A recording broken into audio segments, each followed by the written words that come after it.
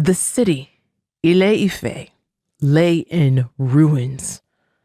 But that was to be expected, reasoned Ashâke, of a place that had suffered the brunt of Shango's wrath. Half the city lay buried beneath rubble, and what must once have been formidable edifices were now small mountains of charred debris, barely distinguishable from the destruction that surrounded them. Still other structures remained oddly preserved, cracked, desiccated fountains that had not seen water for 400 seasons, establishments that had once been the haunts of the citizens of Ile-Ife.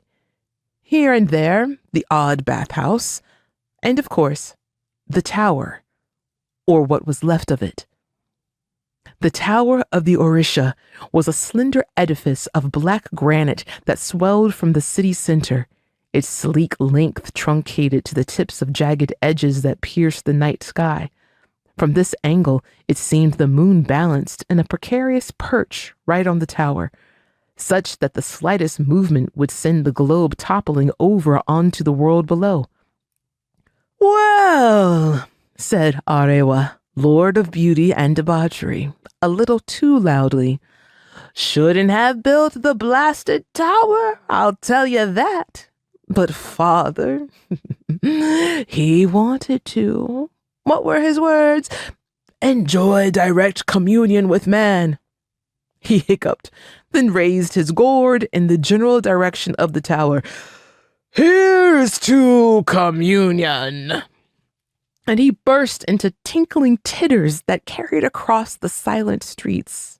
"Shut up," growled Ogun, Lord of War and Metalworking.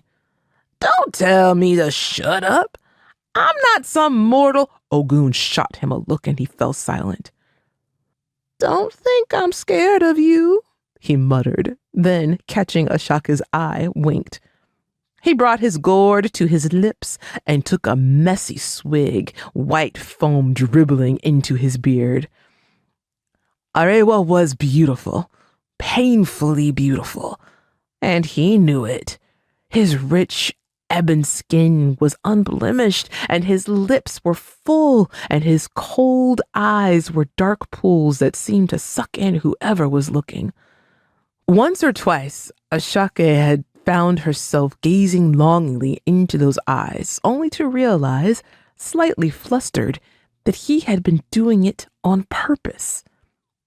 But Arewa was the lord of wine and drunks, and as such always seemed just on the cusp of inebriation. It did not help that he drank constantly from a gourd, one that never seemed to empty. Though Ashâke had now spent 6 moons with the Orisha, constantly in their presence, hearing their voices in her head, or, when they manifested, interacting physically with them, she still found herself in awe of them. Ogun was near 7 feet tall and always manifested wearing nothing but a loincloth, clutching a war hammer that was as long as Ashâke was tall and looked twice as heavy. The prickly lord of war and metalworking, when not brooding, glared openly at everything and at nothing. He had been close to Shango, and both had shared a quick temper. Ashâke knew Ogun was just spoiling to have his chance at revenge.